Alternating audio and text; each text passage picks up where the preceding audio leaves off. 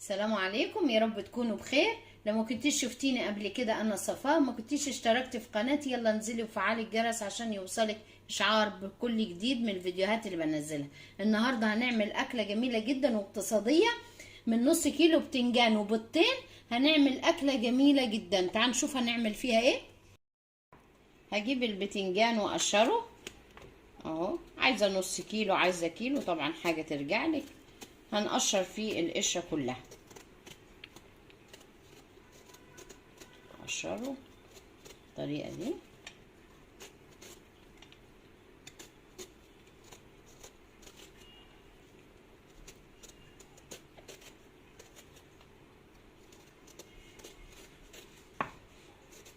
قشرناه كله، هقشر الباقي كمان.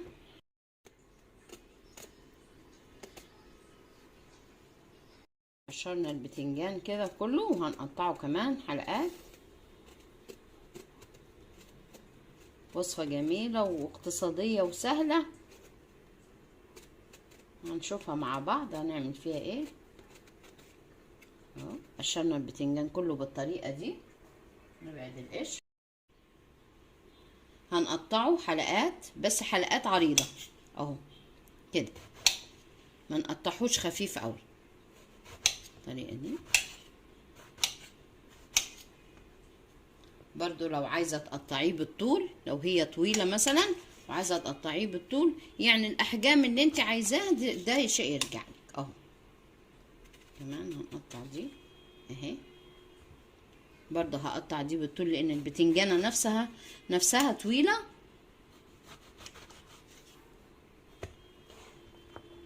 كمان اهي كده قطعناها، بس هناخد الحرف ده عشان تبقى متساوية كده ونبعدها كده.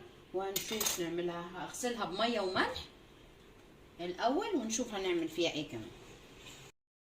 حطيت عليهم كده ملح، شوية مية، نجيبهم كده ببعض دقيقتين 3 وبعد كده هنصفيهم ونشوف كمان هنحضر لهم ايه عشان تبقى الوصفة الجميلة اللي احنا نشوفها مع بعض.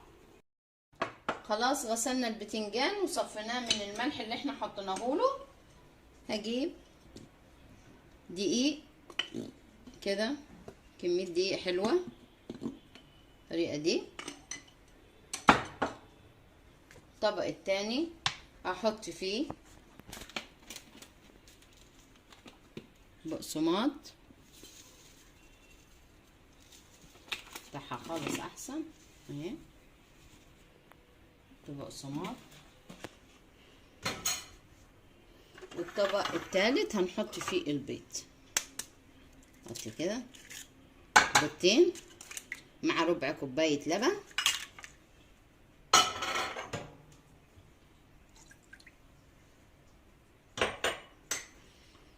هحط هنا في الدقيق، هنتبل الدقيق والبيض، هنحط ملح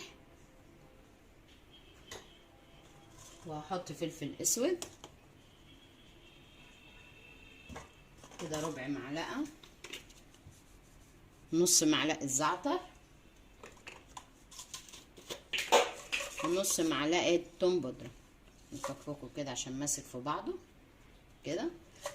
ونفس التوابل هحطها برضو في البيض والبقسماط. هحط برضو الملح، بس اخد بالي من الملح وانا بحطه عشان كمية اهو. فلفل اسود، وهنحط برضو زعتر، وهحط التوم بودرة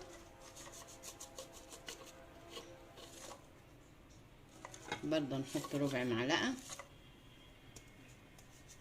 كده.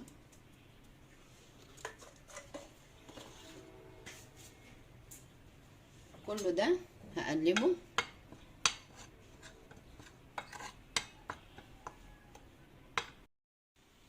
وهحط كمان نص معلقة كركم كده على الدقيق، بتدي لون حلو وطعم كمان حلو. هحط معلقتين نشا على الدقيق بالطريقة دي، معلقتين نشا. حطينا كركم ونشا، وكمان هحط جنزبيل على كله برضه نفس الحكاية. تبلنا البقسماط وتبلنا الدقيق وتبلنا البيض كده، نقلب الاول كده كل التوابل اللي حطيناها في الثلاث اطباق. هتبل كمان البتنجان كده. هجيب ميه بصل، هنجيب بصله هنصرها كده، نقطعها رفيع جدا او بالمبشره ونعصرها وناخد الميه بتاعتها. هحط جنزبيل وهحط عليها زعتر ورشه فلفل اسود بسيطه كده حوالي ربع معلقه، وهحط توم بودره. هنقلب طبعا كل المقادير مع بعض كده، بتنجان في ميه البصل والتوابل. الاكله دي جميله اقتصاديه، ومش بمعنى ان انا هعمل اكله اقتصاديه تبقى وحشه، هتشوفيها خليكي معايا لاخر الفيديو هتلاقيها اكله فخمه جدا وجميله جدا. كده قلبناها ببعض، وكمان هندوب بيض باللبن بالتوابل اللي احنا حطيناها كده.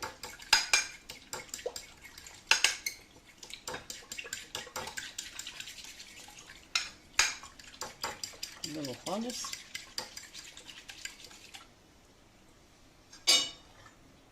وهناخد بقى بتنجان بالطريقه دي، نعمله في التوابل. كمان لو سبتيه 5 دقايق او 10 دقايق هيدي طعم اجمل كده. هحطه في الدقيق ايدي التانية كده برضو، ممكن ناخد 2 3 في المره الواحده، وكل ما تاخدي واحده تاخديها في التوابل كلها. الطريقه دي هطلعها من الدقيق، هحطها في البيض بايد ودي بايد، بس تنفضي من الدقيق بالطريقه دي اهو. وهاخدها احطها في البقسماط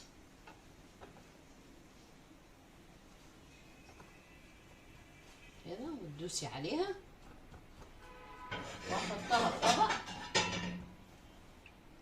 كده، عشان هنركنها في التلاجة حوالي 10 دقايق قبل ما نقليهم اهو.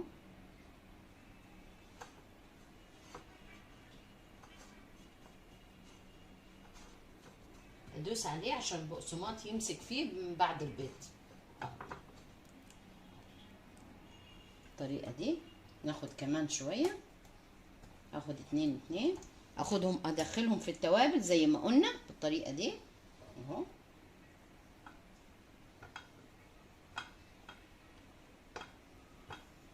بعد كده هحطه في البيض، وبعد كده البقسماط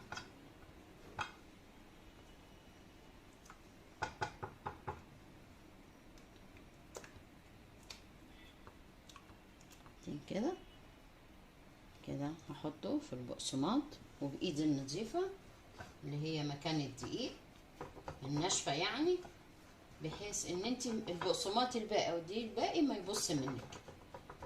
لو حبيتي وبقي منك شوية تحلليهم، وبعد كده تصفيهم بالمصفى طبعا، وبعد كده بتحطيهم بس في الفريزر، ما تحطوهمش بره،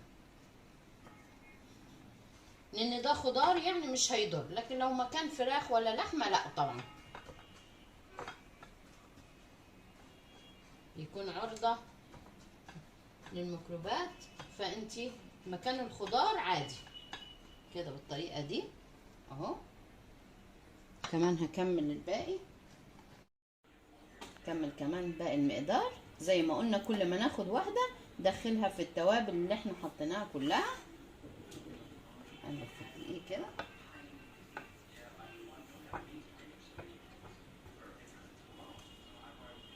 البيض، من الدقيق للبيض. وانا كمان كان عندي كده كام شرحة جبنة رومي في التلاجة، فحطيتهم بشرتهم ناعم جدا، حطيتهم في البقسماط، لكن مش اساس الوصفة. انت لو مش عندك عادي يعني، الوصفة دي الاساسية. انا بس لقيتهم في التلاجة فقلت هيطعموا البتنجان، هيبقى احلى واحلى. يبقى عملنا بانيه بطريقة سهلة جدا واقتصادية كده. هما شرحتين بس حطيتهم على كل المقدار، لما فرمتهم خالص ناعم هيدي طعم حلو. وحطيت كمان الجزء اللي احنا عملناه حطيته في التلاجة 5 دقايق عبال ما اخلص دول اهو، بس عشان يتشمع كده في التلاجة.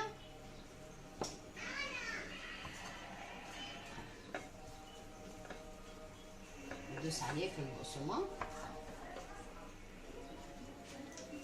ويلا نقليهم على البوتاجاز. هنحط الزيت يسخن كمية كده حلوة واسيبه يسخن، ونطلع اللي احنا دخلناه في التلاجة اتشمع ونقليه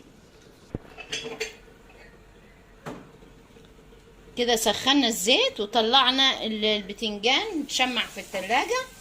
نحطه بالطريقة دي اهو.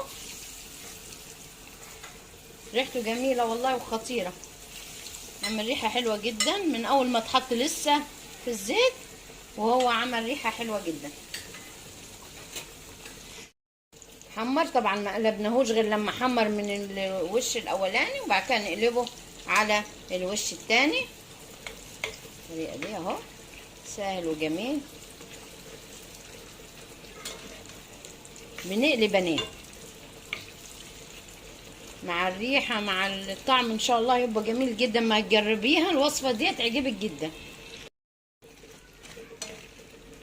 حمر وخد اللون الذهبي حلو خالص اهو، وشوف مقرمش ازاي اهو، يعني بقى كرانشي وجميل. هنخرجه من الزيت ونحط مقدار تاني، وكمان ما شربش زيت. وتلاحظي الزيت برضو قاعد نظيف وقاعد ابيض مكانه مغمق زي ما احنا بنقلي البتنجان بالطريقه العاديه اهو. شوف بيكرسب ازاي، كرسبي جدا اهو. مش شارب زيت خالص، حتى تلاحظي ما فيش زيت نازل منه. وادي الزيت نضيف. هنحط مقدار كمان تاني اهو. هنحط المقدار التاني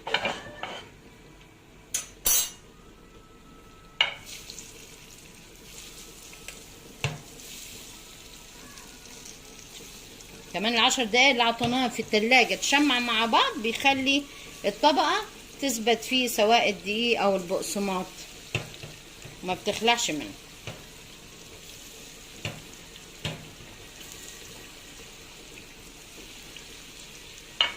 نقلي الباقيين ونشوفهم مع بعض.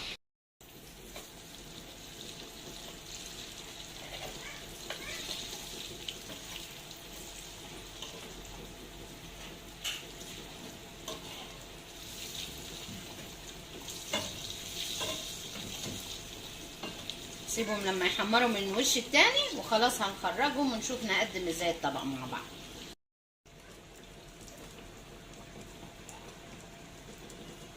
كده شوف لاخر المقدار. واحنا الزيت زي ما وريتهولك اول مره نضيف وابيض، لكن لما بنقلي البتنجان زي ما قلنا بالطريقه العاديه ما بيبقاش طبعا الزيت بالطريقه دي. وما تحطوهمش على بعض عشان يفضل مقرمش لغايه ما انت تقدميه. لاخر قطعه منه هتلاقيه قاعد مقرمش زي ما هو اهو. شوفي صوت وهش من جدا من جوه، يعني هو مقرمش من بره وهش من جوه اهو. خرجنا المقدار ونشوفه الطبق واحنا بنقدمه هنقدمه ازاي. وكده خلصنا الفيديو بتاعنا النهارده. البانيه اللي من غير لحمه ولا فراخ، هش جدا من جوه، والجبنه كمان عطياله طعم حلو جدا وريحه حلوه. لو انت عايزه تستغني عن الجبنه زي ما قلت لك، انا كانوا عندي شرحتين 3 في التلاجة فانا حطيتهم يعني يعززوا النكهه بتاعت البقسماط. لكن لو مش عايزه خلاص، طعمه خطير وقرمشه جميله مش هتفرقيه عن البانيه. وعملت كمان سلطه طحينه جنبه، وعملت السلطه الخضراء. لو انت عايزه تحطي مايونيز عندك كاتشب برضو هيعزز النكهه اكتر لاولادك، وهتكوني عطيتي لهم قيمه غذائيه. وكده خلص الفيديو بتاعنا النهارده. وان عجبك الفيديو اعملي لي لايك وشير واشتراك في القناه، شيريه لكل احبابك واصحابك. والى اللقاء في فيديو احلى واحلى كمان.